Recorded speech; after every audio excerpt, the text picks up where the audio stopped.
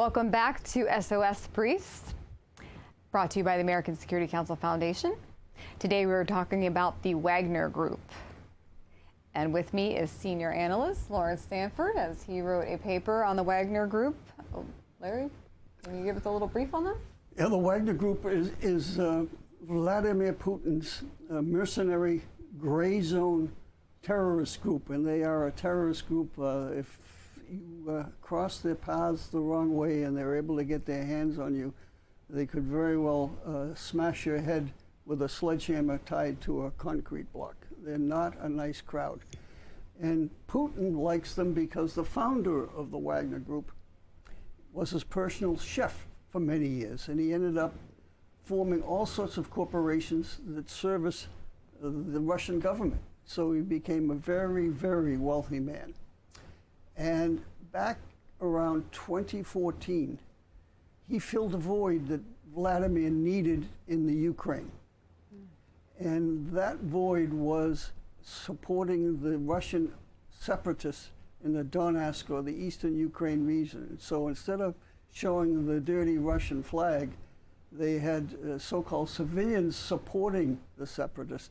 And these so-called civilians were heavily armed, looked a lot like soldiers, only they didn't carry the Russian flag. They just carried their civilian flags, and they were the Wagner Group. Is this the green men we were hearing about? Yeah.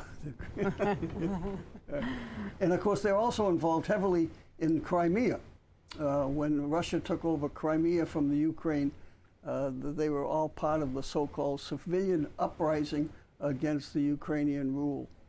And I hate to say that I can almost understand the Russian position in Crimea, because Crimea was in fact part of Russia for almost 200 years. They were part of Russia. It was only 1960 or so when Khrushchev in the Soviet Union ceded Crimea to the Ukraine. So there is some historical analogies to Crimea being part of Russia. But in any event, unfortunately, he encouraged to move into Donbass region as well. And of course, Putin wants to rebuild the Soviet Empire, the Russian Empire, and anybody that speaks Russian should be under the Russian rule, not under a local government's rule. So now you have issues of the Ukraine. The eastern part of Ukraine has a lot of Russian-speaking people. You have Moldova. You have the Baltic states of Lithuania, Estonia, Latvia, all having significant Russian populations. And so they're certainly ripe for Russian encroachment. The thing that saves the Baltic states right now anyways is that they're members of NATO. So if Russia were to go after the Baltic states or NATO members, that would open up a whole new can of worms where direct American forces would get involved.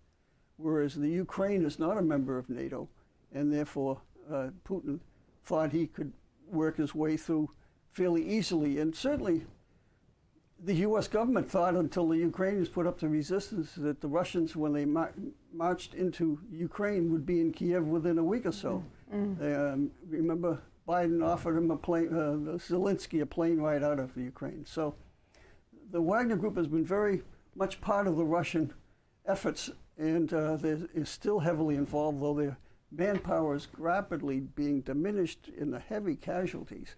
And they've recruited from the prisons, and they had a very simple pitch: you serve us for 6 months and you'll be free of the prison sentence.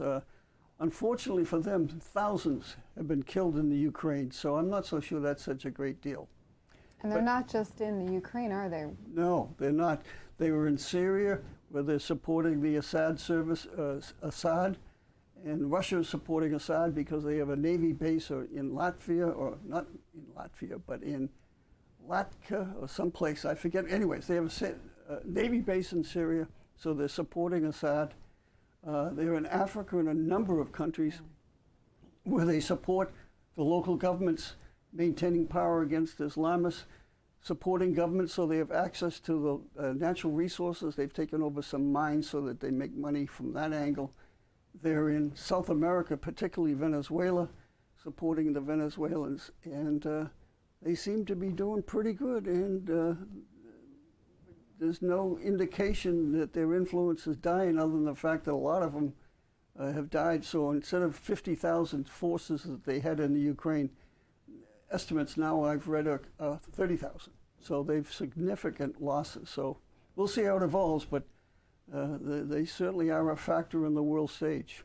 Certainly corrupt regimes like Maduro want protection from the Wagner Group. Yes. That would make sense. And we were talking offline, and in Africa, since America and European nations are more or less pulling out, I would say pivoting more toward Russia, China, North Korea, or Iranian issues, that they are now providing the protection to these African countries against the Islamic jihadists. Yeah, that's correct. Yeah.